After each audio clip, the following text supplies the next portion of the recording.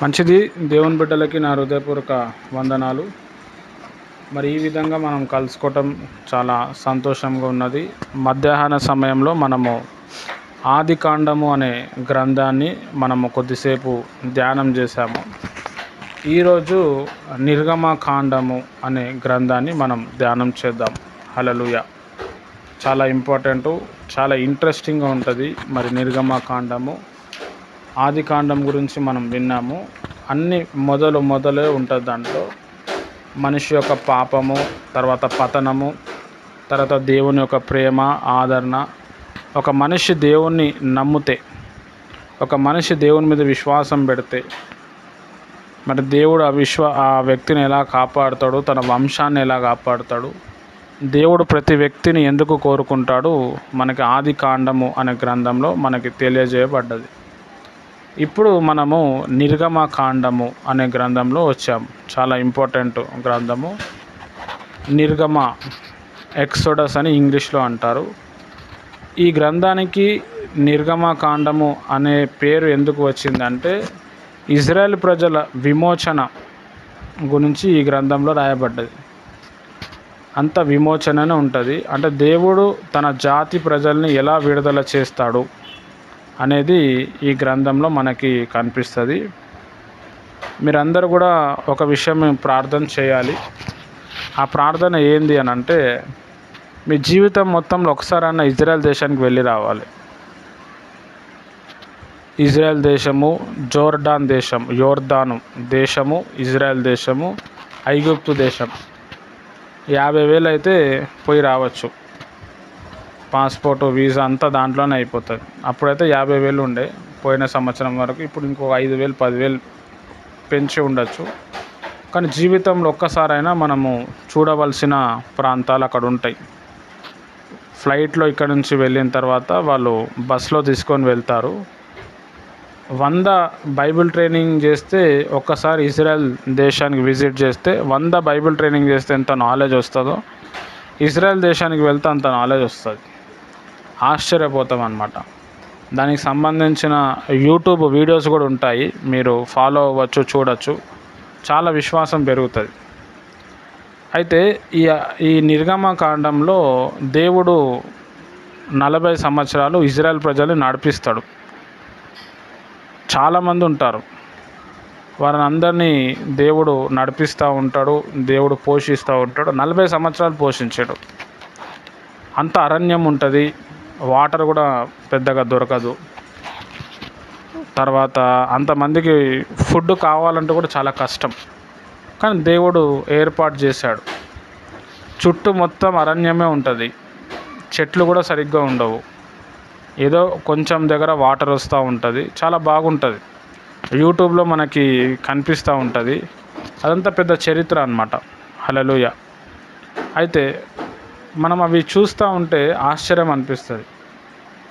బైబిల్లో ఉన్న చరిత్ర నిజమే అని మనకి అనిపిస్తుంది అన్నమాట. హల్లెలూయా. చాలా గొప్ప విషయాలు మరి నిర్గమకాండంలో ఉంటుంది. ఐగుప్తు దేశం నుంచి దేవుడు ఎలా తన ప్రజల్ని విడిపించాడు, దేవుడు తన ప్రజల్ని విడిపించేటప్పుడు ఏమేం చేస్తాడు, తర్వాత తన ప్రజల పట్ల దేవుడు ఎలాంటి కృప కలిగి ఉన్నాడు, అసలు దేవుడు అంటే ఆయన లోపల ఎంత సామర్థ్యత ఉంది అనేది మనకి నిర్గమకాండంలోనే అర్థమవుతుంది. నేను బైబిల్ కాలేజ్ ట్రైనింగ్ చేస్తూ ఉన్నప్పుడు సాయంత్రం పూట వచ్చి మనోళ్ళకి కొంతమంది కాన్ఫరెన్స్లో మామూలు కాల్ కలిపి ఒక 4-5 మెంబర్స్కి నేను నిర్గమకాండం గ్రంథం అంతా చదివి అందులోనిది వినిపించేవాడిని. మంచి కరోనా టైము, మరి చాలా అంతా ప్రజలందరూ భయపడుతున్న టైంలో ఆ నిర్గమకాండం చాలా వరకు చాలా ధైర్యం ఇచ్చిందనమాట. చాలా అద్భుతమైన గ్రంథం. లైఫ్లో ఒక్కసారైనా చదవాల్సిన గ్రంథము నిర్గమకాండము. ఆ గ్రంథం కానీ మనం చదివితే, ఎవరైనా అన్యులు కానీ చదివితే, వారు యేసేనే నిజమైన దేవుడు, యెహోవాయే దేవుడు అని చెప్పి వాళ్ళు ఒప్పుకోవాల్సిందే. అన్ని అద్భుతాలు, స్వస్థతలు, ఆశ్చర్య కార్యాలు ఆ గ్రంథంలో కనిపిస్తుంది.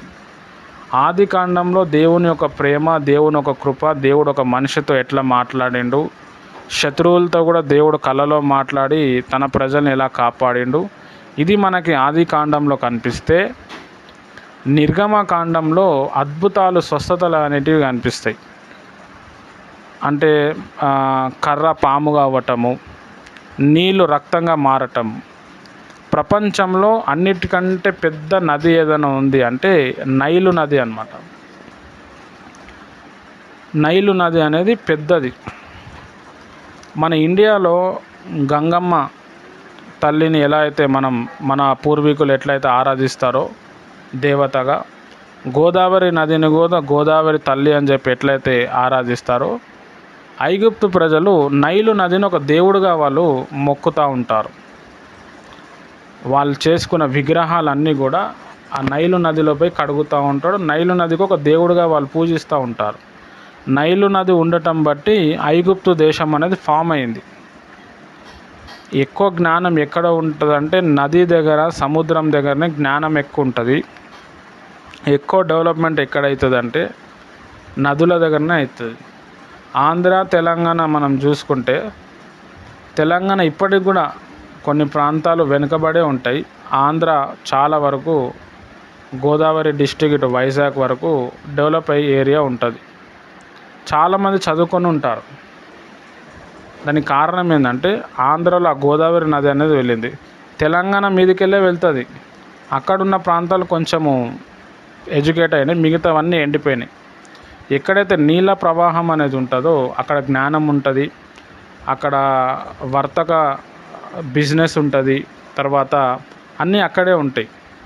ఇప్పుడు మనం చెన్నై దగ్గరికి వెళ్ళినా, వైజాగ్కి వెళ్ళినా, ఇటు బాంబే, గోవా వెళ్ళినా ఎక్కువ మంది క్రైస్తవులు ఉంటారు, ఎక్కువ క్రిస్టియన్స్ ఉంటారు. ఇటు కేరళ సైడు, ఇటు కర్ణాటక మ్యాంగ్లూరు సైడు, తర్వాత చెన్నై సముద్రం దగ్గర, లేకపోతే ఇటు కాకినాడ సైడు, వైజాగ్ దగ్గర, తర్వాత శ్రీకాకుళం సైడు, అటు ఒరిస్సా సముద్రం దగ్గర.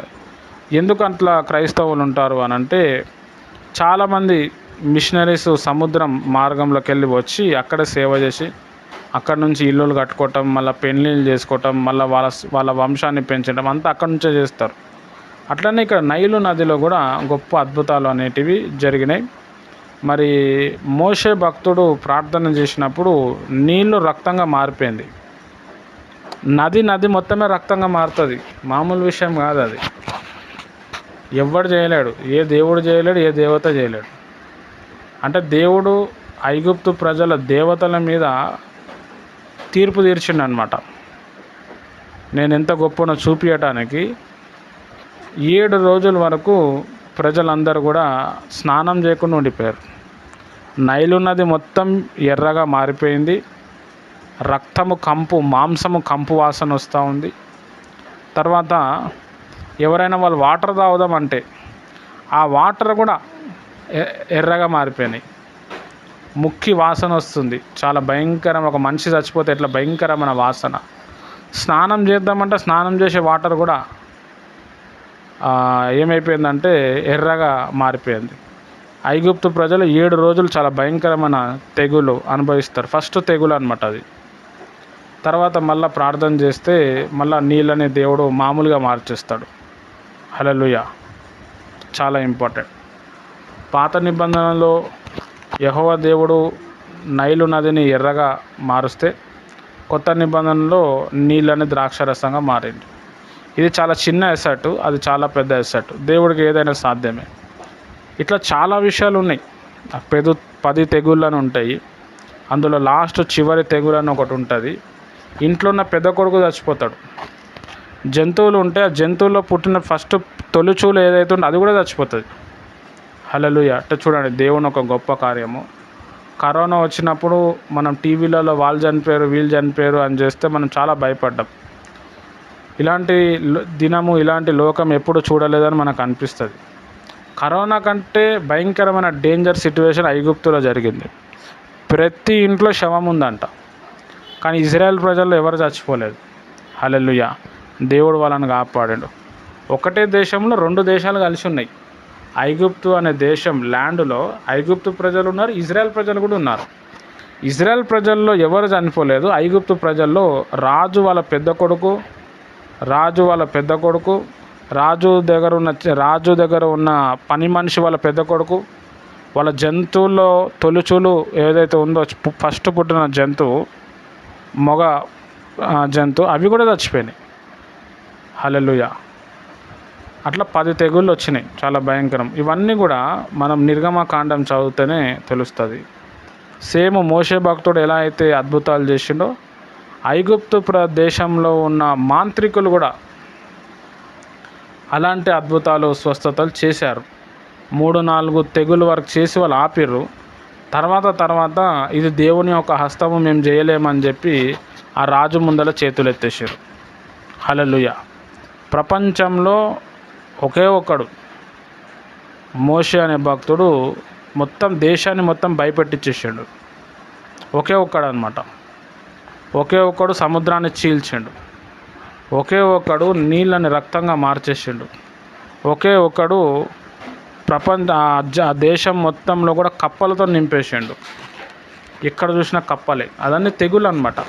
అక్కడ కప్పలు ఎందుకు వచ్చినాయి అంటే ఆ ఐగుప్తు దేశ ప్రజలు కప్పల్ని దేవుడుగా మొక్కేవాళ్ళు. వాళ్ళు మీ కప్ప దేవుడు కూడా ఏమి చేయలేడు నా ముందల అని చెప్పి దేవుడు అక్కడ తీర్పు తీర్చిండు అనమాట. హల్లెలూయా. చాలా చాలా ఎక్సలెంట్ ఉంటుంది బుక్కు నిర్గమకాండము. అది కూడా మీరు ఖచ్చితంగా మీ జీవితం మొత్తంలో ఒక్కసారైనా చదవాలి. తర్వాత ఎప్పుడన్నా టైం దొరికితే డబ్బులు ఉంటే 50,000 60,000 అవుతుంది. ఇజ్రాయెల్ దేశానికి ఒకసారి వెళ్ళి రండి. చాలా విశ్వాసం అనేది బలపడుతుంది. చాలా కొత్త విషయాలు మనకి తెలుస్తుంది. హల్లెలూయా. ఈ నిర్గమకాండం మనము చదువుతూ ఉంటే ఒంటరి అయిన వ్యక్తిని దేవుడు ఒక దేశంకి ఎట్లా మార్చిండు, తన ప్రజల దగ్గర ఎలా తీసుకొచ్చిండో మనకు చాలా క్లియర్గా అర్థమవుతుంది. హల్లెలూయా. మోషే పుట్టుక గురించి ఉంటుంది, మోషే రాజ్యం గురించి ఉంటుంది. 80 సంవత్సరాలు అయిన తర్వాత దేవుడు మోషేతో పట్టుకుంటాడు. నిర్గమకాండం 1-2 అధ్యాయాలు చదివితే ఆ అధ్యాయం యొక్క ఏజ్ 80 సంవత్సరాలు. మోషే పుట్టాడు, పుట్టకముందు ఎలా ఉండే, పుట్టిన తర్వాత ఏమైంది, ఆయన రాజ్యం పట్టం కట్టాడు 40 సంవత్సరాలు అప్పుడు. తర్వాత ఆయన అక్కడి నుంచి పారిపోయి వేరే దగ్గర వస్తాడు, ఒక అమ్మాయిని పెళ్లి చేసుకుంటాడు, ఆయనకి 2 కొడుకులు పుడతాడు. 80 సంవత్సరాలు వస్తుంది, ఓన్లీ గొర్రెలు కాస్తూనే ఉంటారు. ఆ అరణ్యంలో పెద్దగా చెట్లు ఉండవు, ఒక దగ్గర చెట్టు ఉంటుంది. ఇప్పుడు కూడా మనం ఐగుప్తు దేశంలో వెళ్తే ఆ మండుచున్న చెట్టు ఇప్పుడు కూడా కనిపిస్తుంది మనకు. వాళ్ళు చూపిస్తారు, వాళ్ళు పిచ్చోళం అయిపోతాం మనం. ఇప్పుడు కూడా ఎట్లా ఉంది బ్రదర్ అంటే దేవుడు అట్లా ఉంచిండు అనమాట. హల్లెలూయా. తర్వాత 80 సంవత్సరాలప్పుడు దేవుడు మోషేతో మాట్లాడి తన ప్రజల దగ్గర తీసుకుపోతాడు. మోషే కూడా ఏం చేస్తాడంటే తన ప్రజల దగ్గర వెళ్తాడు. చాలా ఇంపార్టెంట్. మోషే జీవితంలోకి వెళ్ళి మనం చాలా విషయాలు నేర్చుకోవచ్చు. మోషే ఏం చేసిండంటే తన పితరుల దగ్గరకు వెళ్ళటానికి ఇష్టపడ్డాడు. హల్లెలూయా. ఐగుప్తు రాజుగా ఆయన ఉండొచ్చు. ఆయన ఎట్లా రాజు అయిండో మీరు నిర్గమకాండం చదివితే మీకు అర్థమవుతుంది. కానీ దేవుని బిడ్డలతో ఉండటమే భాగ్యం అని చెప్పి, దేవుని బిడ్డలతో శ్రమ పడటమే గొప్ప భాగ్యం అని చెప్పి మోషే భక్తుడు ఏం చేశాడు అంటే ఇజ్రాయెల్ ప్రజలతో వెళ్ళిపోయాడు. హల్లెలూయా. మామూలు విషయం కాదు. మోషే దగ్గర నుంచి మనం నేర్చుకోవాల్సిన విషయం ఏంటంటే మన బంధువులు చుట్టాలని మనం ప్రేమించాలి, మన బంధువుల చుట్టాల దగ్గరకు మనం వెళ్ళాలి. చాలామంది ఎట్లా ఉంటారంటే బంధువులు చుట్టాలని ప్రేమించరు, బంధువులు చుట్టాలని ఆదరించరు, నాకు సంబంధమే లేదన్నట్టు ఉంటారు. హల్లెలూయా. ఇప్పుడు నేనే ఉన్నాను, నాకు ఒక కూతురు ఉంది,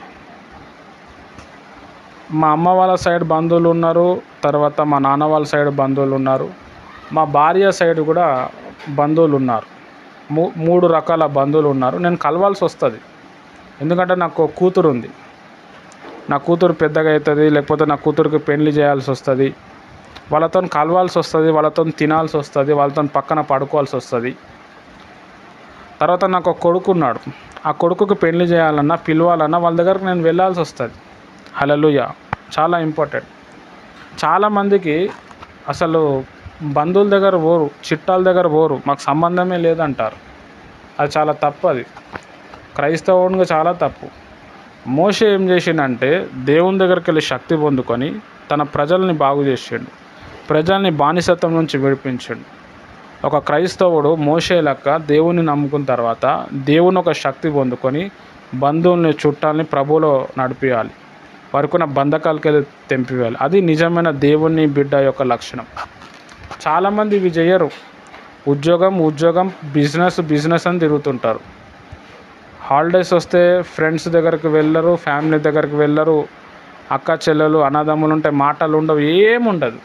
మరి ఏం సాధిద్దామని చెప్పి ఏముండదు. అది కాదు అట్లా. దేవుడు ఖచ్చితంగా అడుగుతాడు.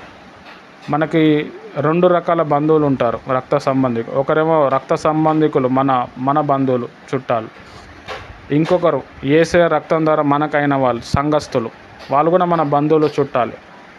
వాళ్ళని భరించటం, సహించడం, ప్రేమించడం ఇవన్నీ చాలా అవసరం అన్నమాట.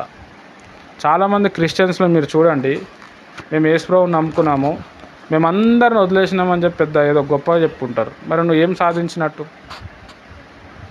ఎన్ని డబ్బులన్నా సంపాదించు, రిలేషన్షిప్ మెయింటైన్ చేయకపోతే వేస్ట్ అయిపోతుంది లైఫ్. హల్లెలూయా. చాలా ఇంపార్టెంట్. మోషే చాలా భారం కలిగి ఉండే తన ప్రజలు కలవాలని చెప్పి దేవుడు అతనితో మాట్లాడిండు.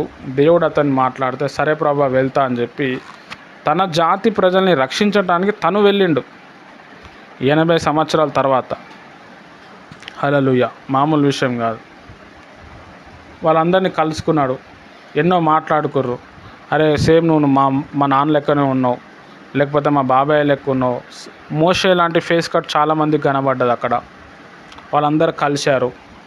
మోషేది లేవి గోత్రీకులందరూ మోషేని పట్టుకున్నారు, మోషే కోసం నిలబడ్డారు. మోషే అనే వ్యక్తి ఆడ వెళ్ళకపోతే ఇజ్రాయెల్ ప్రజలు అట్లనే ఇంకా బంధకాలతో ఉండేది. హల్లెలూయా. నాకెందుకు ప్రభా, మా బంధువులు చుట్టాలు ఎటన్నా పోని నాకేం అవసరం అనుకుంటే అట్లనే వాళ్ళు బంధకాలతో ఉండేవాళ్ళు. కానీ మోషే దేవుని ఒక కృపను ఏం చేసిండంటే పొందుకున్నాడు. చాలామంది భార్యలు ఏం చేస్తారంటే భర్త వాళ్ళ చుట్టాల దగ్గరికి వెళ్ళరు, మాకు సంబంధమే లేదంటారు. నువ్వు పోకు, నీకు పిల్లలు ఉన్నారు, పిల్లల కోసం ఆలోచించాల్సి వస్తుంది. తర్వాత పిల్లలకు కూడా నేర్పిస్తారు, వాళ్ళు మంచోళ్ళు కాదు బేట, మనం వాళ్ళ దగ్గరకు వెళ్ళకూడదు అని. కొంతమంది భర్తలు ఉంటారు, ఏం చేస్తారు అంటే నువ్వు పోతే పో మీ అమ్మోళ్ళ దగ్గరికి, నువ్వు పోతే పో వాళ్ళ దగ్గరికి, నేను మాత్రం పోను, నేను కూడా రాను. ఇట్లాంటి వాళ్ళు చాలామంది ఉంటారు. హల్లెలూయా. చాలా ఇంపార్టెంట్. దేవుని ప్రియమైన వారలారా, మనం మన బంధువుల దగ్గర, చుట్టాల దగ్గర మనం పోవాల్సి వస్తుంది, ప్రేమించాల్సి వస్తుంది. మన కోసం కాకపోయినా మన పిల్లల కోసం పోవాల్సి వస్తుంది. హల్లెలూయా. నాకు పిల్లలు లేరు, లేకపోతే పెండ్లాం లేదు, ఎవ్వరు లేదు, అయినా నువ్వు పోవాల్సి వస్తుంది. నువ్వు ఇన్ని డబ్బులు సంపాదిస్తున్నావు, డ్యూటీ చేస్తున్నావు, లేకపోతే బిజినెస్ చేస్తున్నావు, నువ్వు చచ్చిపోతే నీ వెంబడి ఎవరైనా రావాల్సి వస్తుంది. అసలు నువ్వు వెళ్ళకపోతే ఎవడు రాడు. నువ్వు పైసా ఆడ ఖర్చు పెట్టకపోతే ఎవడు రాడు, ఎవడు ఖర్చు పెట్టాడు.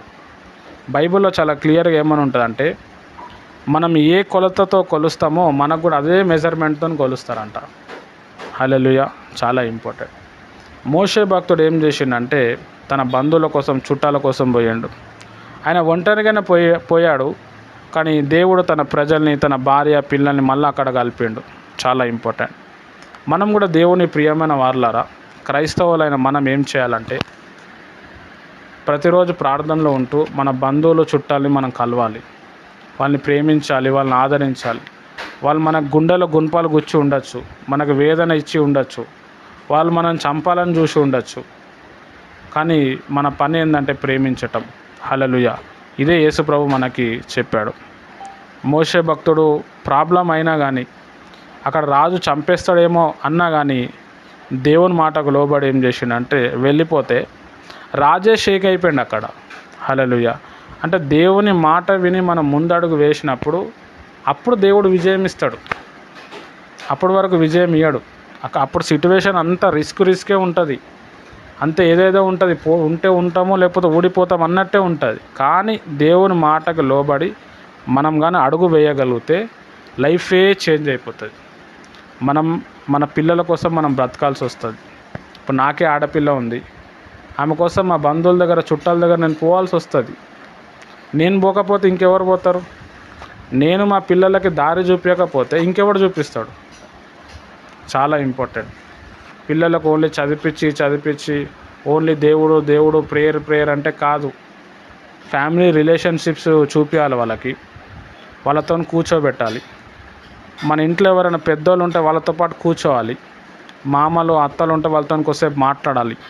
అన్ని విషయాలు మనకు గూగుల్లో దొరకదు. కొన్ని విషయాలు ఇంట్లో ఉన్న పెద్దవారికి అడిగి తెలుసుకోవాలి. హల్లెలూయా, చాలా ఇంపార్టెంట్ అది. దేవుని బిడ్డగా మనం అది నేర్చుకోవాల్సిన అతి ప్రాముఖ్యమైన విషయం. ఇప్పుడున్న దినాల్లో ప్రతి విషయం గూగుల్లో చెక్ చేస్తున్నారు. గూగుల్లో తెలియని కొత్త కొత్త విషయాలు మన పూర్వీకులకు తెలుసు. మనకి దేవుని ఆశీర్వాదం ఈజీగా దొరుకుతుంది, మనుషుల ఆశీర్వాదమే దొరకదు. మనుషుల ఆశీర్వాదం ఎప్పుడు దొరుకుతుంది అంటే వాళ్ళని మనం ప్రేమించినప్పుడు దొరుకుతుంది. వాళ్ళు మన గుండెల్లో గుణపాలు గుచ్చుకొని ఆ వ్యక్తి లోపల మనం యేసయ్యను చూడాలా, ప్రేమించాలా, ప్రార్థన చేయాలా, ఆదరించాలా. ఒక 2 సంవత్సరాల తర్వాత 3 సంవత్సరాల తర్వాత వాళ్ళే అరే పలానా వ్యక్తి గురించి మేమేమో అనుకున్నాం, నిజంగా దేవుని ఒక ప్రేమ ఆయన చూపిస్తున్నాడు కదా అని చెప్పి వాళ్ళే మారిపోతారు. హల్లెలూయా, చాలా ఇంపార్టెంట్. ఇప్పుడు మనము నిర్గమకాండం అనే సబ్జెక్ట్లోనికి మనం వద్దాము. ఐగుప్తు నుండి దేవుడు ఎలా వారిని విమోచించిండో మనకి కనిపిస్తుంది. ఐగుప్తు నుంచి విడిపించేటప్పుడు దేవుడు తన సేవకుని తయారు చేసుకున్నాడు. హల్లెలూయా, చాలా ఇంపార్టెంట్. మనము ఈరోజు ఈ లోకంలో మనం పుట్టాము అంటే దేవుని ఉద్దేశం లేకుండా మనము పుట్టము. మనం పుట్టక ముందు మన కోసం ఒక అవసరత అనేది దేవుని మనసులో పుడుతుంది. ఒక సెల్ ఫోను కావాలి అని అంటే సెల్ ఫోన్కి సంబంధించిన ఆలోచన దేవుని మనిషి మనసులో వస్తుంది. తర్వాత సెల్ ఫోన్ తయారు చేస్తాడు. అట్లనే దేవుని యొక్క ఉద్దేశము లోపల మనం ఉంటాము, అందుకే మనం పుడతాము. ఆ ఉద్దేశాన్ని నెరవేర్చడానికి మనం భూమి మీదకి వచ్చినాం. ఈ భూమి మీద ఏది కూడా మనకి శాశ్వతం కాదు. హల్లెలూయా, దేవుని పని ఒక్కటే శాశ్వతం. ఆ పనిని మనం గుర్తుపెట్టాలా, అందరిని ప్రేమించాలా, ఆదరించాలా. డబ్బులు అవసరం ఉంటాయి, దేవుడే ఇస్తాడు. ఆదరించే మాటలు ఉంటాయి, మనం ఏం చేయటం అవసరం లేదు, దేవుడే ఇస్తాడు. హల్లెలూయా, అలా దేవుని చూస్తూ దేవుని ఒక శక్తి పొందుకుంటూ ఇతరులను మనం ప్రేమించుకుంటూ ఆదరించుకుంటూ మనము వెళ్ళిపోవాలి. హల్లెలూయా, చాలా ఇంపార్టెంట్. ఐగుప్తు దేశంలో మోషే భక్తుడు వెళ్ళకముందు 40 సంవత్సరాలు ఓన్లీ గొర్రెలు కాసే ట్రైనింగ్ ఇచ్చిండు దేవుడు మోషే భక్తుడికి. హల్లెలూయా, ఆయన మొత్తం నలిగిపోయిన తర్వాత ఒంటి మీద బాడీ అంతా చచ్చిపోయిన తర్వాత ఏం లేని స్టేజ్లో దేవుడు అప్పుడు ఆయనను వాడుకున్నాడు. మామూలుగా వాడుకోలేదు, చాలా బలంగా వాడుకున్నాడు. ఆ దేశంలో ఉన్న మాంత్రికులు గజగజ వణికిర్రు, ఆ దేశంలో ఉన్న రాజు వణికాడు, ఆ దేశంలో ఉన్న సైన్యం కూడా వణికింది, ఓన్లీ ఒక మోషే ఆహారాలను చూసి అన్నమాట. హల్లెలూయా, ఇవన్నీ కూడా మనకి నిర్గమకాండము చదువుతూ ఉంటే చాలా బాగా అర్థమవుతుంది. అంటే ఒక వ్యక్తి దేవుని ప్రేమించినప్పుడు, ఒక వ్యక్తి దేవుని పట్టుకున్నప్పుడు దేవుడు ఆయన మీద ఎలాంటి అభిషేకం ఇస్తాడు. హల్లెలూయా, మనకు కూడా బంధువులు ఉన్నారు, చుట్టాలు ఉన్నారు, స్నేహితులు ఉన్నారు, తెలిసిన వాళ్ళు ఉన్నారు, మన రక్త సంబంధికులు ఉన్నారు.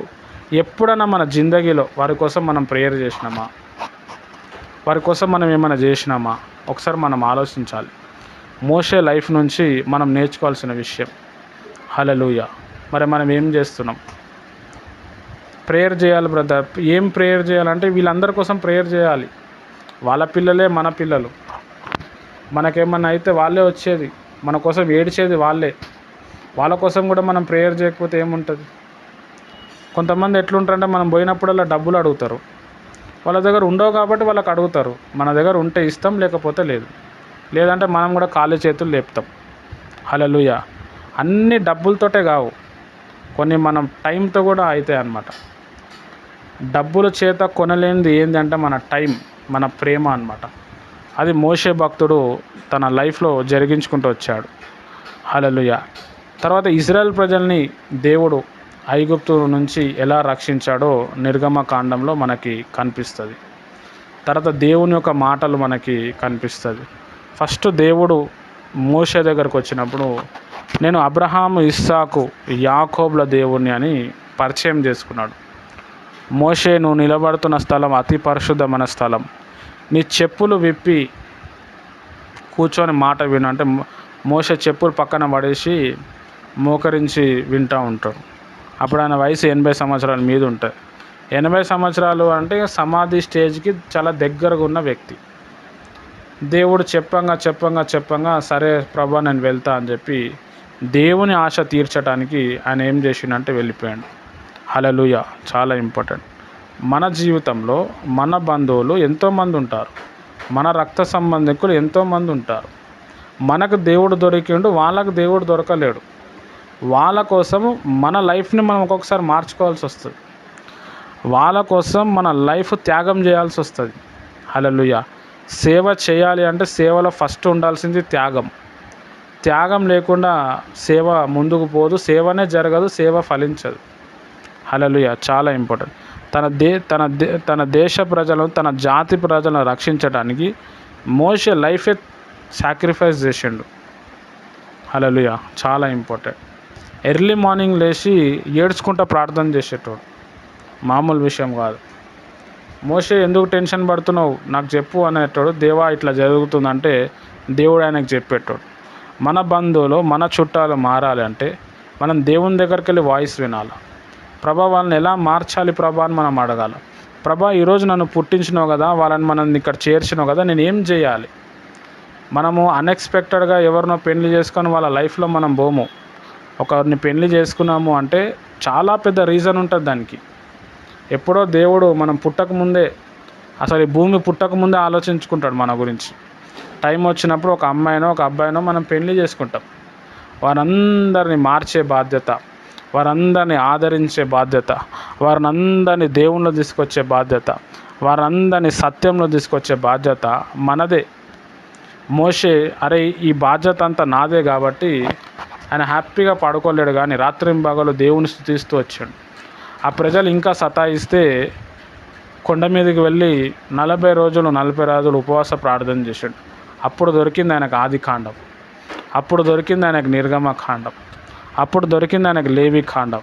హల్లెలూయా. కాబట్టి దేవుని ప్రియమైన వారలారా, మనం బాప్తిజం తీసుకున్నాము, అంతకుముందు చేసిన ఎన్నో పాపాలు చేశాము, ఎంతోమందిని ఏడిపించాము, శరీరానుసారంగా బ్రతికినాం, అయిపోయింది, ఇనఫ్, చాలు. మనము మన ప్రజల కొరకు మనం బ్రతకాలి. దేవుని యొక్క ఆశ తీర్చడానికి మనం బ్రతకాలి. మోషే ఏ విధంగా అయితే జీవించాడో మొత్తం మోషే గురించే ఉంటుంది నిర్గమకాండం. చాలా అద్భుతం ఉంటుంది. ఒక్కొక్క చాప్టర్ వింటే అబ్బా ఈ అధ్యాయం ఏం బాగుంది, మస్తు అనిపిస్తుంది అని అంటే, రెండో అధ్యాయంలో ఇంకా మస్తు ఉంటుంది, మూడో అధ్యాయం అట్లా పీక్ స్టేజ్లో ఉంటుంది అన్నమాట. భయం అవుతుంటుంది. కొన్ని రాత్రిపూట నిర్గమకాండం చదువుతుంటే భయం అవుతూ ఉంటుంది, అమ్మో అనిపిస్తుంది. దేవుడు చెప్తాడు, నేను సీనాయి పర్వతం మీద దిగబోతున్నా, ఎవ్వరు ఆ సీనాయి పర్వతాన్ని ముట్టకూడదు, రాయి తీసుకొని కొట్టకూడదు, ఎవరైనా దరదాప్యంలో ఉంటే వాళ్ళు చచ్చిపోతారని చెప్తాడు. హల్లెలూయా. దేవుడు మోషే అందరిని చాలా దూరం తీసుకొని వెళ్ళిపోయిన తర్వాత ఆ సీనాయి పర్వతం మీద పెద్దగా దేవుని ఒక అగ్ని, దేవుని ఒక మంట వస్తుంది. ఆ సీనాయి పర్వతం మీద దిగినప్పుడు జనాలందరూ కూడా చూస్తారు. ఆ సీనాయి పర్వతం లోపల నుంచి మోషే నా దగ్గరికి రా అన్నప్పుడు మోషే నడుచుకుంటూ వెళ్తాడు. హల్లెలూయా. అదంతా చదువుతూ ఉంటే బుర్ర పాడైపోతుంది. అలాంటి విషయాలు, అట్లాంటి డైలాగులు ఇంకెక్కడ కూడా కనబడదు మనకి.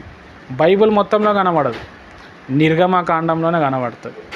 అంటే దేవుడు మనిషిని ప్రేమిస్తే మనిషితో ఈ విధంగా మాట్లాడతాడా? ఈ నిర్గమకాండం 20 అధ్యాయంలోనే దేవుడు 10 ఆజ్ఞలు ఇచ్చినట్టు మనకి కనిపిస్తుంది. ఫస్ట్ దేవుడు కొన్ని రూల్స్ అండ్ రెగ్యులేషన్స్ మనకు అక్కడే స్టార్ట్ అవుతాయి. ఒక మనిషి ఎలా ఉండాలి, ఒక దైవజనుడు ఎలా ఉండాలి, దేవుడు ఎలాంటి అద్భుతాలు చేయగలుగుతాడు, ఇవన్నీ కూడా మనకి నిర్గమకాండం అనే గ్రంథంలో దొరుకుతుంది. ఆయన ఆజ్ఞలు, తర్వాత ఆయన మాటల యొక్క ప్రత్యక్షత మనకి నిర్గమకాండంలో దొరుకుతుంది. నిర్గమకాండంలోనే దేవుడు చెప్తాడు, నువ్వు ఏ వస్తువుని తయారు చేయొద్దు, ఆకాశం కింద కానీ భూమి మీద కానీ ఏ జంతువు రూపం నువ్వు చేసుకోవద్దు అన్నాడు. అందులో యేసుప్రభు రూపం కూడా ఒకటి వస్తుంది. కాబట్టి మనం యేసుప్రభు ఫోటో మనం ఇంట్లో పెట్టుకోవద్దు, దాన్ని మొక్కద్దు కూడా. హల్లెలూయా. చాలా ఇంపార్టెంట్.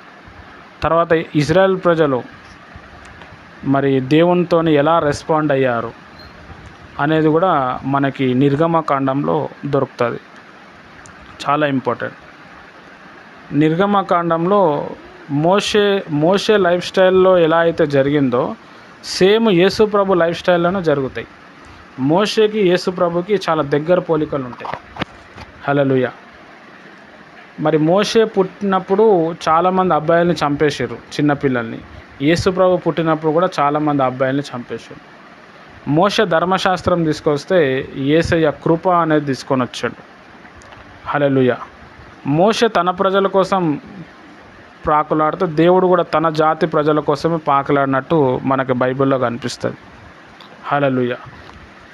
దాని తర్వాత మోషే కూడా సేవకు వచ్చిండు. ఆయన గొర్రెలు కాసుకొని సేవకు వచ్చిండు. యేసయ్య కూడా వడ్డరి పని చేసి ఆయన సేవకు వచ్చిండు. హల్లెలూయా. చాలా ఇంపార్టెంట్.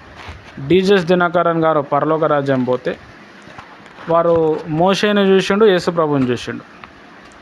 మోషే ఫేస్ కట్ ఎట్లా ఉంటుందో యేసు ప్రభు ఫేస్ కట్ సేమ్ ఉంటుందంట. ఇద్దరు చూడడానికి అన్నదమ్ములకు కనబడతారంట. కానీ మోషే ముఖంలో చాలా విసుగు, ఆ ఇజ్రాయెల్ ప్రజలు బాగా సతాయించింది అదంతా కూడా ఆయన ఫేస్లో కనిపిస్తుందంట. యేసు ప్రభు ముఖంలో చాలా సమాధానం, నెమ్మదిగా అనిపిస్తుందంట. ఆయన చూసింది ఆయన చెప్తా ఉన్నాడు. హల్లెలూయా. చాలా ఇంపార్టెంట్. మోషేకి యేసు ప్రభు వారికి చాలా పోలికలు ఉంటాయి. దేవుని ప్రియమైన వారలారా, మన ప్రజల కోసం మనం ఏం చేసినాం చాలా ఇంపార్టెంట్. మనకు దేవుని ఆశీర్వాదం ఈజీగా దొరుకుతుంది, మనుషుల ఆశీర్వాదం దొరకదు. హల్లెలూయా. మన బంధువులు చనిపోయిన తర్వాత మనం పోయి ఆడ ఏడ్చి వేస్ట్ ఏముండదు. ఆడ వాళ్ళు చావకముందు అందరినీ కలిసి వాళ్ళ మంచి చెడ్డ అడిగి వాళ్ళతో ఒకసేపు టైం స్పెండ్ చేయాలి. వాళ్ళ మనసులోకి వెళ్ళి మనల్ని ఆశీర్వదిస్తారు. అదే ఆశీర్వాదం మనకి పనిచేస్తుంది. వాళ్ళ మనసులోకి వెళ్ళి నువ్వు బతకాల బేట అని కొంత చెప్తారు. దానివల్ల ఏమవుతుందంటే అదొక స్ట్రాంగ్ ప్రేయర్ లెక్క మన లైఫ్లో పనిచేస్తుంది. హల్లెలూయా. చాలా ఇంపార్టెంట్. పెద్దవాళ్ళు ఉంటారు, చిన్నవాళ్ళు ఉంటారు. వాళ్ళని ప్రేమించాలి, ఆదరించాలి. కనీసం లేదంటే ఫోన్లో అయినా మాట్లాడాలి.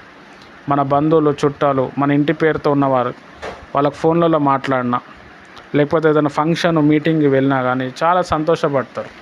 అరే వాళ్ళు కూడా చెప్పుకుంటారు, ఇగో ఈయన మా ఆయన, మా బంధువులు, ఇగో ఈయన మా అన్న, ఇగో ఈయన మా అక్క, మా పెద్దమ్మ కూతురు. లైఫ్లో జరిగిన ఏమన్నా గుర్తు చేసుకుంటారు. ఇగో మీ నాన్న ఒకప్పుడు ఇట్లా చేసిండు, మీ నాన్న అంటే నాకు చాలా అభిమానం, లేకపోతే మీ అమ్మ అట్లా చేసింది, మీ అమ్మ వల్ల మేము ఈరోజు ఇట్లా ఉన్నాం, ఏదో ఒకటి చెప్తారు. ఒక హ్యాపీ మూమెంట్ అనేది దొరుకుతుంది. అది డబ్బులు ఖర్చు పెడితే దొరకదు, టైం కేటాయించినప్పుడు దొరుకుతుంది. హల్లెలూయా. చాలా ఇంపార్టెంట్. అది మోషే లైఫ్లోకి వెళ్ళి మనము నేర్చుకోవచ్చు. చాలామంది ఫ్యామిలీస్లో నేను చూసినాను, భార్య ఉంటే భర్త వాళ్ళ ఫ్యామిలీ రిలేటివ్స్ దగ్గర పోదు, ఫంక్షన్స్కి పోదు. లేదంటే భర్త ఉన్నాడు అనుకో, ఆయన కూడా పోడు. మరి మనకు పిల్లలు ఉన్నారు కదా, ఏం చేస్తారు వాళ్ళ కోసం? పిల్లల కోసం పోవాల్సి వస్తుంది. హల్లెలూయా. మనం ఉన్నన్ని రోజులు ప్రేమ పంచాలి, ఆదరించాలి, మంచి చెడ్డ చూడాలి. ఇప్పుడు మా బంధువులు, మా మదర్ సైడ్ వాళ్ళందరూ హిందువులు. వాళ్ళు నేను పోయినప్పుడల్లా వాళ్ళ కాలు మొక్కి వచ్చేటప్పుడు తల మీద చేయబెట్టి ప్రేయర్ చేస్తా. వాళ్ళు ఫోన్ చేసి మా అమ్మకి చెప్తారు, ఆయన ఏదో తల మీద ఇట్లా చేసిండు, అప్పటి నుంచి మంచి నిద్ర వస్తుంది, మంచిగా మాట్లాడాడు. కూర్చుంటాం మా మామతో కానీ లేకపోతే మా అత్త వాళ్ళతో కూర్చున్నప్పుడు వాళ్ళ లైఫ్లో ఏమేమి ఎక్స్పీరియన్స్ చెప్తారు వాళ్ళు. అందులోకి వెళ్ళి మనకు ఒక సబ్జెక్ట్ దొరుకుతుంది, అందులోకి వెళ్ళి మనం నేర్చుకునేది ఉంటుంది. వాళ్ళు పాజిటివ్ చెప్తారు, నెగిటివ్ చెప్తారు. హల్లెలూయా. మన పిల్లల్ని కూడా తీసుకుపోవాలి. మనం లేనప్పుడు పిల్లలు పోతూ ఉంటారు.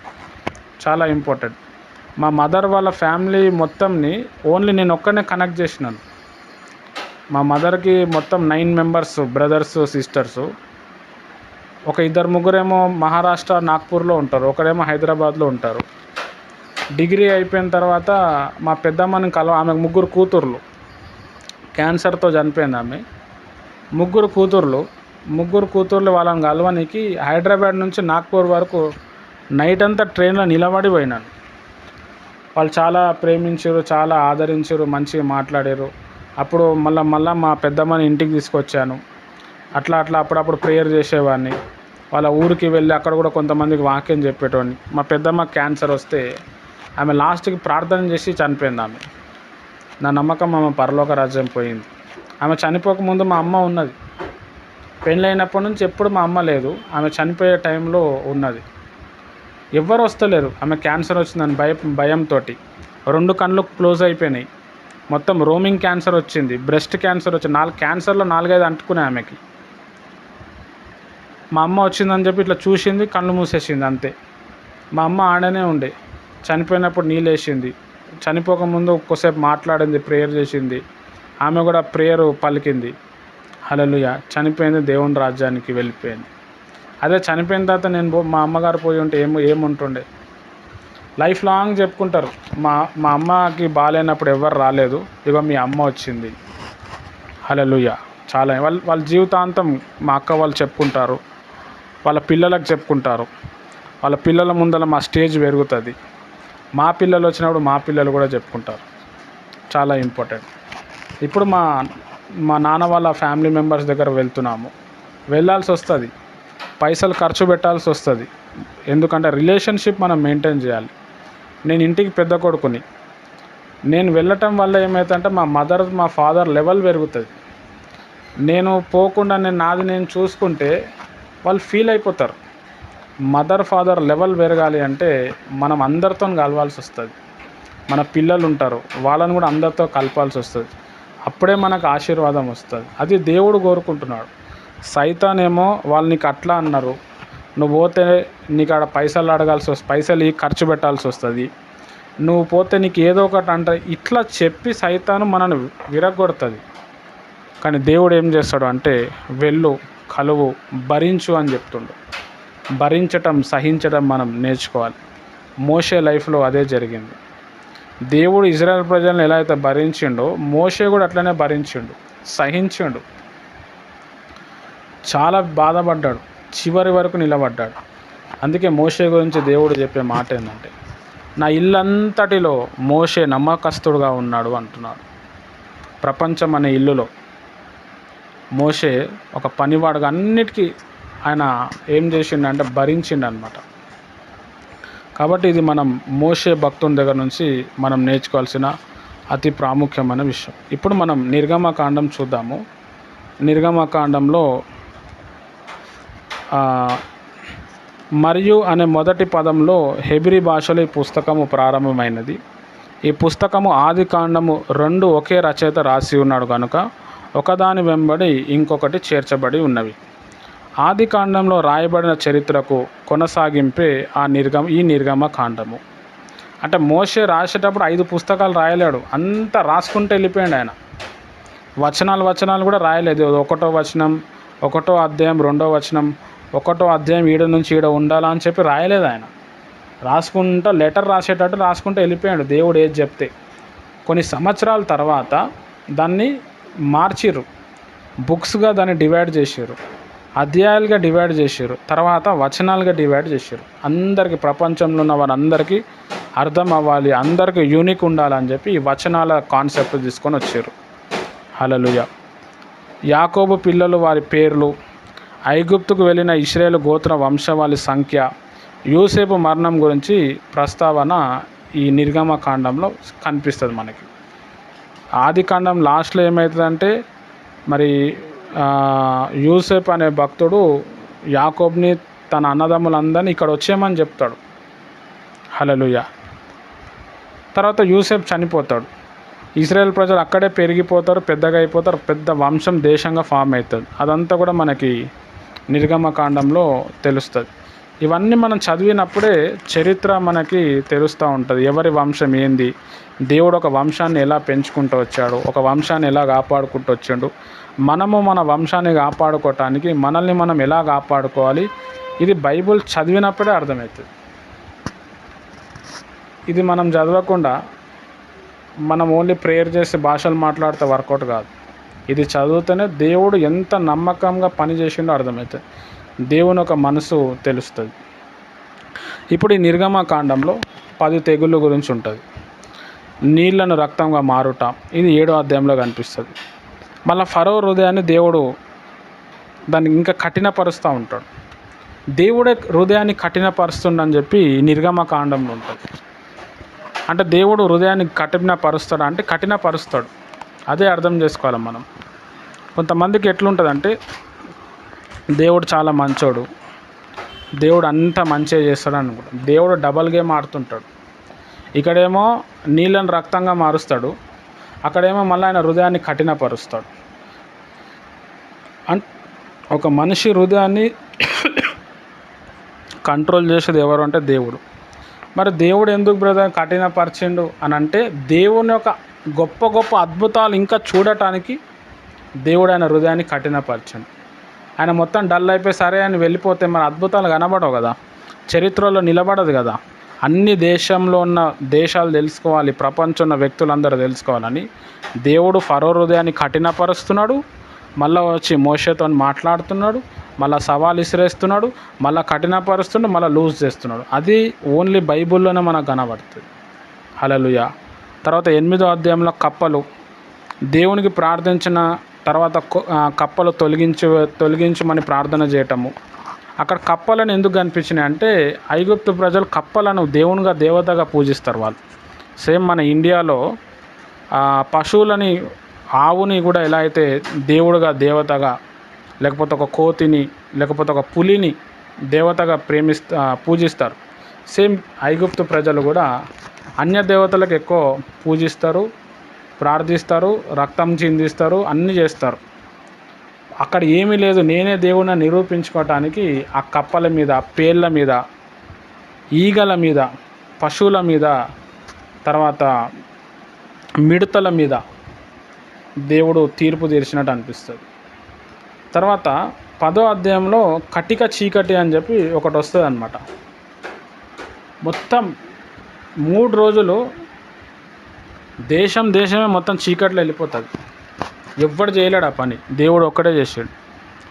పక్క ఇజ్రాయెల్ ప్రజలు ఉంటారు, వాళ్ళ దగ్గర మళ్ళీ వెలుగు ఉంటుంది. ఐగుప్తు ప్రజలకి చీకటి అయిపోతుంది. 3 రోజులు అసలు పక్కన ఎవడు ఉన్నాడు కూడా తెలియదు. హల్లెలూయా. మీరు ఎప్పుడైనా విన్నారా? ఎప్పుడైనా చదివిరా మీరు?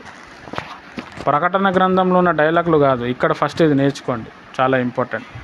మొత్తం చీకటి అయిపోతుంది 3 రోజులు, అసలు ఏం తెలియదు. ఎక్కడ కూర్చున్న వాళ్ళు అక్కడే ఉండిపోయారంట. చాలా క్లియర్గా ఉంటుంది నిర్గమకాండం. తర్వాత మళ్ళీ మోషే ప్రార్థన చేస్తే మళ్ళీ వెలుగు వస్తుంది. హల్లెలూయా. ఇట్లాంటి చదివితే చాలా విశ్వాసం వస్తుంది. రోగం ఉంటే అప్పుడే తగ్గిపోతుంది, మంత్రాలు ఉంటే తగ్గిపోతుంది. అరే ఇంత గొప్ప దేవుడు నాకుండిన తర్వాత నేనేంది భయపడటం ఏంది అని. హల్లెలూయా. చాలా ఇంపార్టెంట్. తర్వాత మిడతలు, గడ్డి లెక్క పురుగులు ఉంటాయి కదా, గ్రాస్ హోఫర్స్ అంటారు దాన్ని. మొత్తం మిడతలు మొత్తం ఐగుప్తు దేశమంతా వచ్చేస్తాయి. ఎక్కడి నుంచి వచ్చిందో తెలియదు, మొత్తం వచ్చి పడతాయి, అంతా తినేస్తూనే ఉంటాయి. మళ్ళీ మోషే వచ్చి ప్రార్థన చేస్తే అవన్నీ చచ్చిపోతాయి. అవన్నీ కుప్పలుగా పేర్చి కాల్చేస్తారు. హల్లెలూయా. తర్వాత లాస్ట్లో జ్యేష్ఠ పుత్రుడు, ఇంటి పెద్ద కొడుకు ఎవరైతే ఉన్నాడో చనిపోతాడు. అది 12వ అధ్యాయంలో మనకు కనిపిస్తుంది. హల్లెలూయా. ఇప్పుడు ఇక్కడ మనం కొన్ని విషయాలు మనం నేర్చుకుందాం. తెగులు సంభవించుతుండగా అనే మాటని మనం కొద్దిసేపు మాట్లాడుకుందాం. తెగులు దేవుని శక్తిని ప్రదర్శించు సాధములని 5 సార్లు దేవుడు చెప్పాను. ఈ తెగుళ్ళు, ఈ ప్రాబ్లమ్స్ అన్నీ కూడా నేనే పంపించిన, నేనే దాన్ని స్టాప్ చేస్తా అని చూపించటానికి దేవుడు బైబిల్లో అవి తీసుకొచ్చిండు అనమాట. అందుకే మనం బాగా అర్థం చేసుకోవాల్సిన విషయం ఏంటంటే, గాయం పొడుచువాడు యెహోవా, గాయం కట్టువాడు కూడా యెహోవాయే. నీకు దెబ్బ తాకిందనుకో, అందులో కూడా దేవుని చిత్తం ఉంటుంది. నీకు దెబ్బ మానిందనుకో, అందులో కూడా దేవుని చిత్తం ఉంటుంది. ప్రతి విషయం దేవుడు తన శక్తి సామర్థ్యతలు చూపించడానికి, మనం తగ్గించుకొని ఆయన మార్గంలో రావటానికి దేవుడు ఏం చేయాలో అన్నీ చేస్తాడు. మనం ఎప్పుడైతే ఆయన రూట్లో వస్తామో అప్పుడు ఆయన సైలెంట్ అయిపోయి మనకి ఏం చేయాలో బహుమానం ఇస్తాడు. హల్లెలూయా. చాలా ఇంపార్టెంట్. మోషే మరి ఐగుప్తు ప్రజల కోసం చాలా సఫర్ అయ్యిండు. అవన్నీ కూడా మనకి నిర్గమకాండం చదివితే తెలుస్తుంది. ఐగుప్తులు దేవుని ఎరుగుటకై ఈ తెగులు పంపుచున్నానని దేవుడు 3 సార్లు చెప్పాను. ఐగుప్తు ప్రజలందరూ కూడా నిజ దేవుణ్ణి తెలుసుకోవాలని చెప్పి ఈ 3 తెగుళ్ళు వచ్చినాయని 3 సార్లు చెప్పాడు. ఇప్పుడు కరోనా అనేది ఉన్నది. కరోనా అనేది కూడా దేవుడే పంపించిండు. ఎందుకు పంపించిండు బ్రదర్, ఎట్లా పంపించిండు అంటే, ఇప్పుడు కరోనా అనే పురుగుని మనం చూస్తే దాని బాడీలో ఉన్న పార్ట్స్ ఏవైతే ఉన్నాయో ప్రపంచంలో ఏ జంతువుతో కూడా మ్యాచ్ అవ్వదు. అది ఆకాశంలో ఉన్న జంతువులతోని మ్యాచ్ అవుతుంది. అది ఆకాశంలోకి వెళ్ళి పుడుతున్నాయని చెప్పి కొంతమంది సైంటిస్టులు చెప్పారు, వచ్చి పడుతున్నాయని చెప్పారు. ఆకాశంలో ఎవడున్నారు? దేవుడు ఉన్నాడు. మనిషికి విలువ తెలుస్తలే, పైసా విలువ తెలుస్తలేదు, తల్లిదండ్రుల విలువ తెలుస్తలేదు, దేవుడు అంటే విలువ లేదు. అది చూపించడానికి జస్ట్ ఓన్లీ దేవుడు ఒక శాంపుల్ వదిలిండు అనమాట. అట్లాంటి తెగుళ్ళు చాలా వస్తాయి చివరి దినాల్లో. హల్లెలూయా. చాలా ఇంపార్టెంట్. ఐగుప్తు దేశంలో కూడా అలాంటి తెగుళ్ళు వచ్చినాయి. అంటే దేవుడు తన పవర్ని చూపించడానికి తెగుళ్ళు తీసుకొచ్చాడు. మనకు ఒక రోగం వచ్చింది, ఒక బాధ వచ్చింది, ఒక అప్పు వచ్చింది అంటే దేవుని ఒక పవర్ తెలవటానికి అది వచ్చి ఉంటుంది. మనం ఎప్పుడైతే విశ్వాసంతో మన పాపాలు ఒప్పుకొని మనల్ని మనం తగ్గించుకొని మనల్ని మనం పరిశుద్ధపరచుకొని మనల్ని మనం క్వశ్చన్ చేసుకొని దేవుని తట్టు తిరిగినప్పుడు దేవుడు ఏదైతే తెచ్చిండో అదే దేవుడే తీసేస్తాడు. అదొక్కటి మనం తెలుసుకోవాలి. అది ఇలాంటి విషయాలు ఓన్లీ మనకు నిర్గమకాండం చదివినప్పుడే అర్థమవుతుంది. హల్లెలూయా. యెహోవా నామమును లోకమంతా తెలుసుకోవాలని తెగులు పంపుటకై ఉద్దేశమని దేవుడు ఒకసారి చెప్పాను. ఇశ్రాయేలు ఐగుప్తులకు మధ్య 12 సార్లు వ్యత్యాసం బయలుపరచబడెను. అక్కడ ఉన్న ఇజ్రాయెల్ ప్రజల జంతువులకు కూడా జంతువులు ఉంటాయి, తర్వాత ఐగుప్తు ప్రజల జంతువులు కూడా ఉంటాయి. వాళ్ళ జంతువులు ఉంటాయి, వీళ్ళ జంతువులు ఉంటాయి. వాళ్ళ ఆవులు, మేకలు, గొర్రెలు ఉంటాయి, వీళ్ళవి కూడా ఉంటాయి. వాటి మీద దద్దుర్లు వస్తాయి, వాటికి పుండ్లు అయిపోతాయి. కానీ ఇజ్రాయెల్ ప్రజల జంతువులకు ఏం కాదు. హల్లెలూయా. చాలా ఇంపార్టెంట్. అంటే దేవునికి చూడండి, వీళ్ళు ఇజ్రాయెల్ జంతువులు, వాళ్ళ ఐగుప్తు జంతువులు అని కూడా దేవునికి తెలుసు. అన్నీ కూడా దేవుడు నజరేస్తాడనమాట. దేవుడు అన్నిటి మీద కూడా కన్నేస్తాడు. ఆ వ్యత్యాసం మనకు కనిపిస్తుంది అనమాట. చాలా విశ్వాసం చాలా డెవలప్మెంట్ అవుతుంది. ఫరో హృదయం కఠినమైనని బైబిల్లో 15 సార్లు కలదు. దేవుడు 6 సార్లు చెప్పాను. అహరోను ఒక్కసారి. ఫరో తనకు తాను 3 సార్లు చెప్పుకొనెను. 15 సార్లు ఫరో హృదయం కఠినపరచబడ్డదని చెప్పి బైబిల్లో మనకు కనిపిస్తుంది. 6 సార్లు దేవుడే చెప్పాడు, నేను ఫరో హృదయాన్ని కఠినపరుస్తా అని. అహరోను కూడా ఒకసారి చెప్తాడు, ఫరో తనకు తాను నా హృదయం కఠినపరచుకుంటున్నా, నేను కఠినాత్ముడిని అని చెప్పి ఆయన చెప్పుకుంటాడు. ఆయన కాదు కఠినాత్ముడు, దేవుడు ఆయన హృదయాన్ని అట్లా కఠినపరచాడు. ఇశ్రాయేలును మోషేను పోనిచ్చుటకు సెలవియ్యవలనని ఫరో సేవకులు, ఐగుప్తు ప్రజలు అతని 2 సార్లు కోరేరి. ఫరో నమ్మకపోయినను ఐగుప్తు ప్రజలు మోషేను విశ్వసించినట్లు 2 అదనపు రెఫరెన్సులు కలవు. ఫరో తన పాపమందు 2 సార్లు ఒప్పుకొనుటకై బైబిల్ తెలుపుచున్నది. ఫరో తన కొరకు దేవుణ్ణి వేడుకోమని మోషే 5 సార్లు కోరెను. ఇశ్రాయేలును పోనిచ్చేదనని ఫరో 7 సార్లు అంగీకరించెను, కానీ 6 సార్లు అడ్డగించెను. మరియు చివరిసారి కూడా వారు వెళ్ళిన తర్వాత వారి నిమిత్తం మనసు మార్చుకొని వారిని వెంటాడెను. 6 సార్లు బ్రతిమలాడతారు, ఓకే అంటాడు, మళ్ళీ వద్దంటాడు. 7వ సారి సరే వెళ్ళిపోండి అంటాడు. వెళ్ళేటప్పుడు వెనక నుంచి మొత్తం సైన్యాన్ని తీసుకొని వస్తాడు. ఇక్కడ బాగా అర్థం చేసుకోవాల్సిన విషయం ఏంటంటే, ఐగుప్తు దేశం నుంచి రావటానికి ఒక 3 రోజులు పడుతుంది. మోషే వచ్చినప్పుడు ఆయన ఎర్ర సముద్రం దారిలోకి వెళ్ళి రాలేడు, వేరే దారిలోకి వెళ్ళి వచ్చాడు.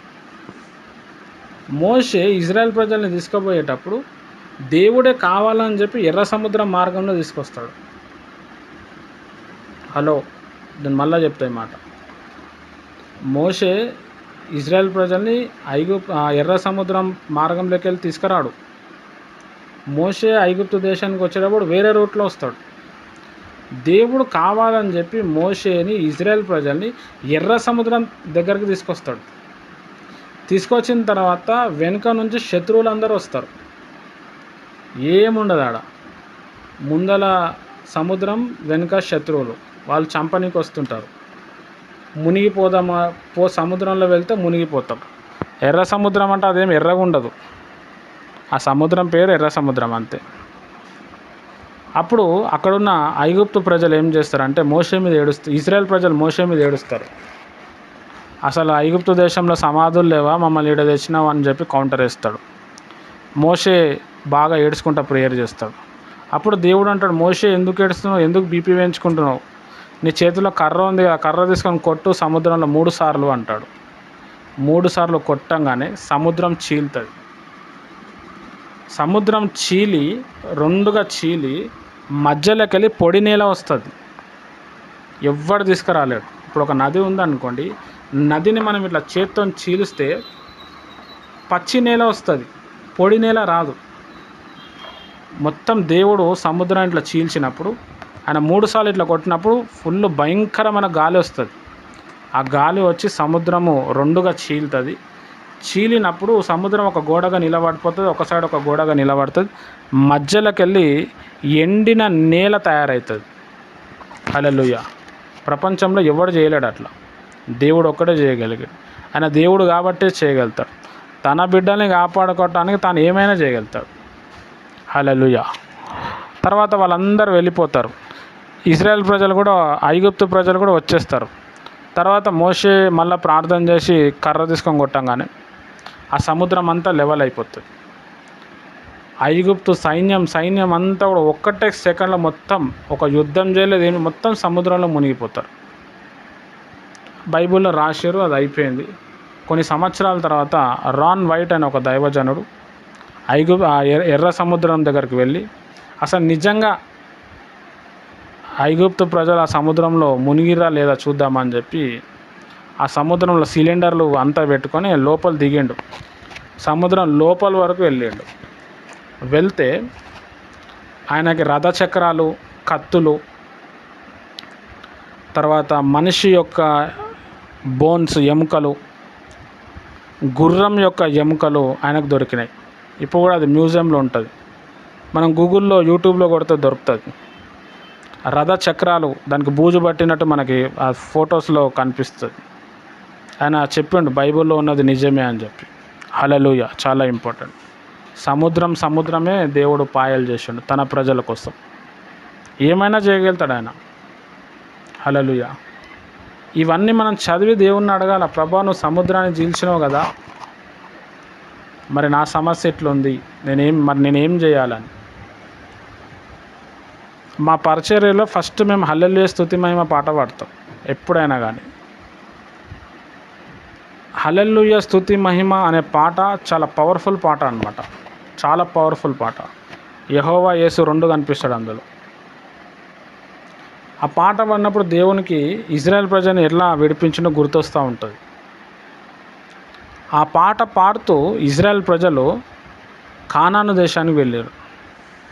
మనం ఇప్పుడు కూడా ఆ పాట రోజుకి ఒక్కసారన్న పాట పాడి పరమ కానానికి వెళ్ళాలి. అదే పరలోక రాజ్యం. హల్లెలూయా. చాలా ఇంపార్టెంట్. మోషే భక్తుని పాట కూడా నిర్గమకాండం 15వ అధ్యాయంలో ఉంటుంది. అది కొన్ని చర్చెస్లో పాడుతూ ఉంటారు. హల్లెలూయా. చాలా ఇంపార్టెంట్. కాబట్టి దేవుని ప్రియమైన వారలారా, మరి నిర్గమకాండం అనేది చాలా గొప్ప గ్రంథము. మోషే యొక్క ఫ్యామిలీ మొత్తం కూడా మనకి అర్థమవుతుంది. మోషే వాళ్ళ ఫ్యామిలీ మెంబర్స్ మొత్తము 3 అన్నమాట. ఒక అక్క, ఒక అన్న, మోషేనే లాస్ట్. అక్క పేరు మిరియం. మోషేకి అక్కకి 10 సంవత్సరాలు ఉంటుంది. వాళ్ళ అక్కకి 10 సంవత్సరాలు ఉన్నప్పుడు మోషే పుట్టాడు. మోషేకి వాళ్ళ అన్న ఉంటాడు, ఆయన పేరు అహరోన్. ఆయనకి ఈయనకి 3 సంవత్సరాలు ఫరక్ ఉంటుంది. మోషేకి 80 సంవత్సరాలు అన్నప్పుడు మోషే వాళ్ళ అన్నకి 83 సంవత్సరాలు ఉంటుంది. హల్లెలూయా. ఇవన్నీ కూడా ఏజ్తో సహా అన్నీ కూడా మనకి బైబిల్లో కనిపిస్తాయి. అహరోన్ యొక్క 4 కుమారులు నిర్గమకాండం 6వ అధ్యాయం 23వ వచనంలో కనిపిస్తుంది. దేవుడు అబ్రహాంకి ఏదైతే వాగ్దానం చేసిండో, నేను నీ ప్రజలందరినీ ఈ దేశంలో తీసుకొస్తా అని చెప్పి దేవుడు అప్పుడు చెప్తాడు. ఒక 600 సంవత్సరాల ముందల అబ్రహాం ప్రేయర్ చేస్తూ ఉంటే ఇది కనిపిస్తుంది కదా, ఈ దేశం అంతా నీ సంతానానికి ఇస్తా అని చెప్తాడు. అప్పటికి ఆయనకి పిల్లలు కూడా సరిగా ఉండరు. లైట్ తీసుకుంటాడు అబ్రహాం. ఓకే ప్రభా థ్యాంక్ యూ అంటాడు, అంతే. అబ్రహాం చచ్చిపోయాడు, ఇస్సాకు చచ్చిపోయాడు, యాకోబు ఉన్నాడు. యాకోబు కూడా ఐగుప్తు దేశానికి వచ్చాడు. ఐగుప్తులో చాలా భయంకరంగా బానిసత్వం ఉన్న వాళ్ళని మళ్ళీ తీసుకొని దేవుడు ఏం చేస్తాడు అంటే ఆ కానాను ప్రాంతానికి తీసుకొని వస్తాడు. అంటే దేవుడు ఒక్కసారి వాగ్దానం ఇస్తే ఆ వాగ్దానాన్ని మర్చిపోడు, ఆ వాగ్దానం నెరవేరుస్తాడు. వాగ్దానం చేసిన నేను ఒక మనిషిని కాదంటాడు ఆయన. మనకు కూడా దేవుడు ఏదైనా వాగ్దానం ఇస్తే మనలో చాలామందికి ఒక ఖతర్నాక్ ఆలోచన ఉంటుంది. మనం సంవత్సరానికి ఒక వాగ్దానం తీస్తాం. దేవుడు ఏ వాగ్దానం నెరవేర్చాలన్నా దానికి ముందు కొన్ని చెప్తాడనమాట. మనం ఆ ముందు చెప్పింది మనం ఇయ్యము, ఓన్లీ ఆ వాగ్దానం ఇస్తాం. కొంతమంది ప్రబుద్ధులు వచ్చి, బ్రదర్ ఈ వాగ్దానం నేను చదివాను కానీ ఈ వాగ్దానం నాకు నెరవేరలేదు అంటాడు.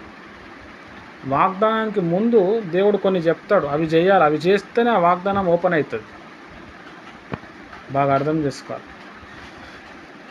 దేవుడు మోషేకి వాగ్దానం ఇచ్చిండు. మోషే ఆ వాగ్దానం నెరవేరటానికి నిలబడ్డాడు. ఆ వాగ్దానము మోషే జీవితంలో నెరవేరింది, అబ్రహాం జీవితంలో నెరవేరింది. మన జీవితంలో కూడా దేవుడు వాగ్దానాలు ఇస్తూ ఉంటాడు. అది నెరవేర్చడానికి దేవుడు కొన్ని చెప్తాడు. మీకు ఏవైతే దేవుడు వాగ్దానాలు ఇచ్చిండో,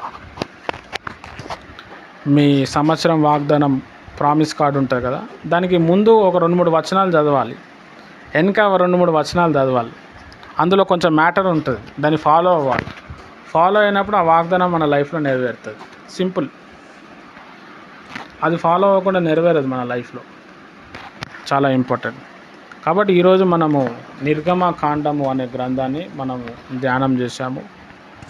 మోషే తన ప్రజల కొరకు, తన జాతి ప్రజల కొరకు తను తన్లాడిండు. తన జాతి ప్రజల్ని రక్షించుకున్నాడు. తాను తన జాతి ప్రజల కోసం వెళ్ళినప్పుడు తన భార్య, తన పిల్లలు కూడా తన వెంబడి వచ్చారు. అట్లనే మనం కూడా మన జాతి ప్రజలు, మన దేశ ప్రజలు, మన వంశ ప్రజల కొరకు మనం తన్లాడాలి. వాళ్ళ కోసం మనం కొన్ని వదులుకోవాల్సి వస్తే వదులుకోవాలి, కొన్ని నేర్చుకోవాల్సి వస్తున్నప్పుడు నేర్చుకోవాలి. నేను ఇట్లనే ఉంటా అంటే అది వర్కౌట్ కాదు, దేవుని బిడ్డ లక్షణం కాదు. హల్లెలూయా. మరి ఇన్ని సంవత్సరాలు వచ్చి ఏం నేర్చుకున్నామంటే చూపించాలి దేవునికి. పాత స్వభావం గతించిపోయింది, కొత్త స్వభావంలో మనం ఉన్నాం. దినదినము మనం కొత్త స్వభావాన్ని మెయింటైన్ చేసుకుంటూ దేవుని రాకడికి మనం రావాలి. భర్త మీద కోపం ఉండొచ్చు, భర్త వాళ్ళ ఫ్యామిలీ మెంబర్స్ మీద కోపం ఉండొచ్చు, లేకపోతే భార్య ఫ్యామిలీ మెంబర్స్ మీద కోపం ఉండొచ్చు, తల్లిదండ్రులు ఉంటారు వాళ్ళ ఫ్యామిలీ మెంబర్స్ మీద కోపం. అవన్నీ వదులుకోవాలి. వాళ్ళ కోసం మనం ప్రేయర్ చేయాలి. దేవుడే అడుగుతాడు, వాళ్ళ కోసం నువ్వు ఏం చేసినావంటే ఏం చెప్పగలుగుతాం? డబ్బులు ఖర్చు పెట్టలేం, అవసరం లేదు, పోతలేం, అవసరం. కనీసం వాళ్ళ కోసం ప్రేయర్ అన్నా చేయాలి. వారంలో ఒకసారైనా ఒక డే వాళ్ళ కోసం ఇచ్చేయాలి మనం. ప్రభా మా ఫ్యామిలీ మెంబర్స్ అందరు రక్షణలోనికి రావాలా ప్రభా. వాళ్ళు నన్ను ఆదరించకపోయినా నడుస్తుంది, నన్ను ప్రేమించకపోయినా నడుస్తుంది, వాళ్ళు నీ తట్టు తిరగాల ప్రభా. చాలా ఇంపార్టెంట్. ఒకసారి మనం ఊహించుకుందాం, వాళ్ళందరూ నరకానికి పోతున్నారు, మనమేమో పరలోకానికి ఉన్నాం. మనం ఒక్కరే పరలోకానికి పోతున్నాము, వాళ్ళు అందరూ కూడా నరకానికి పోతున్నారు, నరకంలో కాలుతున్నారు. అప్పుడు మనకు ఎట్లుంటుంది? వాళ్ళు మనకి ఇబ్బంది ఇచ్చారు, సైతాన్ వాళ్ళ లోపల నుండి ఇబ్బంది పెట్టారు. మనం ప్రేమిద్దాం, వాళ్ళ లోపల సైతాన్ ఉండొచ్చు, మన లోపల దేవుడు ఉన్నాడు. దేవుని ప్రేమలో ఉన్నాం, దేవుని ప్రేమలో మనం లీలమవుతూ ఉన్నాం. హల్లెలూయా. అందుకే దేవుడు అంటాడు, మీరు ఇతరుల పాపాలను క్షమిస్తేనే మిమ్మల్ని క్షమిస్తా అన్నాడు. యేసు ప్రభు వారు తమ జాతి ప్రజలు ఆయన భయంకరంగా శోధించినా, ఇబ్బంది పెట్టినా ఎవరి మీద కూడా ఆయన కోపం పెంచుకోలేడు. ప్రభా వీళ్ళు ఏం చేస్తారో వీళ్ళకి తెలియదు, వీళ్ళని క్షమించండి అని అడిగాడు. చాలా ఇంపార్టెంట్. మనం ఆ కోణం నేర్చుకోవాలి. హల్లెలూయా. మనకి ఏదైనా నచ్చింది అంటే అది నేర్చుకోనికి ప్రయత్నం చేయాలి. నేను అట్లా లైఫ్లో చాలా నేర్చుకున్నాను. చాలా చర్చెస్లో వెళ్తాను, అందులో ఏదైనా నాకు నేర్చుకునే కాన్సెప్ట్ ఉందంటే నేను నేర్చేసుకుంటాను. చాలామంది దైవజనుల దగ్గరికి వెళ్తూ ఉంటాను, అందులో ఏమైనా ఉంటే ఫస్ట్ కాపీ కొట్టేస్తాను. నేను ఖచ్చితంగా కాపీ కొడతా, ఖచ్చితంగా నేర్చుకుంటా. ఎప్పుడైనా ఏదైనా సందర్భం వచ్చినప్పుడు పలానా వ్యక్తి గుర్తు చేసి ఆయన దగ్గరికి ఇది నేర్చుకున్నా అని చెప్తూ ఉంటాను. నా హ్యాబిట్ అది. హల్లెలూయా. ఒక పరిపూర్ణమైన మానవుడుగా, పరిపూర్ణమైన ఒక దేవుని మనిషిగా నేను మారాలనుకుంటున్నా. నాకేం తెలియదు, ఇంకా నేర్చుకోవాలి. ఓన్లీ తెలిసింది గోరంతనే, తెలుసుకోవాల్సింది కొండంత, ఇంకా చాలా ఉంది. కాబట్టి మనం నిర్గమకాండము చదివినప్పుడు చాలా తెలుస్తుంది. అప్పటి కాల సమాజము, వాళ్ళ ఆలోచన విధానము, వాళ్ళ ఫ్యామిలీస్తో వాళ్ళు ఎలా ఉన్నారు, వాళ్ళని మనం ఇప్పుడు కంపేర్ చేయొచ్చు. అందులో కొంతమంది భక్తులు ఉన్నప్పుడు, ఎప్పుడైనా బైబిల్ చదువుతూ ఉన్నప్పుడు బైబిల్లో భక్తులు కనిపించినప్పుడు ఆ భక్తులతో మనల్ని మనం కంపేర్ చేసుకోవాలి. మోషే అనే వ్యక్తికి భయంకరమైన శ్రమ వచ్చింది. ఆయన మీద ఆధారపడి 20 లక్షల మంది బయలుదేరారు. మధ్యలో ఏమో సముద్రం వచ్చింది, వెనుకలేమో శత్రువు వచ్చిండు. వేరేవాడు ఉంటే లేకపోతే మనమే ఉంటే అదే సముద్రంలో దూకి చచ్చిపోతారు, లేకపోతే కత్తి తీసుకొని పొడుచుకొని చచ్చిపోతారు ఆ టెన్షన్కి. కానీ మోషే ఏం చేసిండంటే ప్రార్థన చేసిండు, దేవుడు జవాబు ఇచ్చిండు. అట్లనే మనకు సమస్య వచ్చినప్పుడు మనం కూడా ఏం చేయాలంటే ప్రార్థన అనే దానికి వెళ్ళాలి. మనం దేవునితో కన్నీరు గార్చడం అనేది నేర్చుకోవాలి మనం. హల్లెలూయా, చాలా ఇంపార్టెంట్. దేవుడు మనకు అది నేర్పిస్తున్నాడు. ఇలాంటి విషయాలు మనం బైబిల్ చదివినప్పుడే మనకు వెలుగుతుంది. కాబట్టి ఈరోజు నుంచి మీరు ఆదికాండం అందరు కూడా స్టార్ట్ చేయండి. అందరు కూడా ఆదికాండం చదవటం మొదలు పెట్టండి. దానికోసం ఒక బుక్ పెట్టండి, ఆదికాండం చదువుతూ ఉండండి. మీకు ఏదైనా మంచి పాయింట్ అనిపించింది, మీకు ఇంకేదైనా దేవుడు ఏదైనా ఎక్స్ట్రాగా ఏదైనా నేర్పిస్తాడు, సడన్లో ఒకసారి మైండ్లో వస్తుంది, ఆ పాయింట్ అక్కడ రాసుకోండి. తొందరగా కంప్లీట్ చేయాలన్నది కాన్సెప్ట్ కాదు, వేస్ట్. అది నిదానంగా చేయండి. నేను ఒక అధ్యాయం చదవడానికి 2 రోజులు పడుతుంది, మీకు తెలుసా? 2-3 వచనాలకే గంట ఎగిరిపోతుంది నాకు. దాన్ని తొవ్వి దాంట్లో మొత్తం రసం అంతా పిండే వరకు. హల్లెలూయా, చాలా ఇంపార్టెంట్. అపోస్తుల కార్యము ఎప్పుడు జనవరిలో మొదలు పెట్టాను, ఇప్పటికి ఇంకా 23-24 దగ్గరే ఉన్నాను నేను. ఇంకా కంప్లీట్గా 28 అధ్యాయాలు చదవాలంటే 1 గంట 2-3 గంటల్లో అయిపోతుంది. 1 గంటలో 5 అధ్యాయాలు చదవచ్చు, 3-4 గంటల్లో అది అయిపోతుంది. కానీ ఇంకా అవుతలేదు నాకు. గట్టిగా చెప్పాలంటే బైబిల్ కూడా మొత్తం కంప్లీట్ చేయలేకపోయాను నేను. హల్లెలూయా, ఎప్పుడు చదివినా కొత్తగానే అనిపిస్తుంది, ఏమేమో తెలుస్తుంటాయి, మస్తు మజా వస్తుంటుంది. చాలా మంచి ఇష్టమైన ఫుడ్ తింటే ఎట్లుంటుందో ఆ బైబిల్ చదువుతూ ఉంటే కొంచెం డీప్గా వెళ్తున్నప్పుడు అట్లా అనిపిస్తుంది. ఎవరు సైలెంట్గా ఉన్నప్పుడు మంచిగా చదువుకోండి. నైట్ టైంలో మంచిగా చదవచ్చు, మార్నింగ్ టైంలో మంచిగా ఎక్కుతుంది బుర్రకి. హల్లెలూయా, చాలా ఇంపార్టెంట్. అట్లా కొన్ని రోజులు ఒక కొత్త హ్యాబిట్ని మనం డెవలప్ చేసుకుందాం. ఎందుకంటే ఇప్పుడు 6 నెలలు సీజన్లో ఉన్నాం మనం. ఇంకో 10 రోజుల్లో మనకి జూన్ స్టార్ట్ అవుతుంది. ఒక కొత్త హ్యాబిట్ మనం నేర్చుకోవాలి ఇప్పట్లోనే. 6 నెలలు ఆ హ్యాబిట్ని మెయింటైన్ చేయాలి. చాలా ఇంపార్టెంట్, చాలా నేర్చుకోవాలి మనం, మనకేం తెలియదు. కాబట్టి మోషే అంత గొప్ప భక్తుడు అవ్వటానికి దేవునికి అర్థమైంది, ఈయన దేశాన్ని కదిలించగలుగుతాడు, దేశాన్ని భరించగలుగుతాడు. అప్పుడు వచ్చి దేవుడు అతనితో మాట్లాడాడు. దేవుడు కూడా మనకి ఆనాడు సేవ చేయని చెప్పాడు. ఫస్ట్ మన దగ్గర తర్ఫీదు ఇస్తాడు, మనకు చాలా విషయాలు నేర్పిస్తాడు. ఆ విషయాల్లో మనం నమ్మకంగా ఉన్నప్పుడు అప్పుడు దేవుడు రూట్ మ్యాప్ ఇస్తాడు. దేవుడు అప్పుడు చెప్తాడు, ఇదిగో నువ్వు ఇది చేయాలని. ఒక్కసారి వన్స్ అది చెప్పిండా కథం వెళ్ళిపోతూనే ఉంటుంది బండి. అంతా దేవునికి అర్థమైపోతుంది. దేవుని యొక్క తీర్మానము, దేవుని యొక్క ట్రైనింగ్ అట్లుంటుంది. మనం బైబిల్ కాలేజీకి వెళ్ళొచ్చు, అక్కడిచ్చే ట్రైనింగ్ వాళ్ళు ఇస్తారు, కానీ దేవుడిచ్చే ట్రైనింగే చాలా గొప్పది.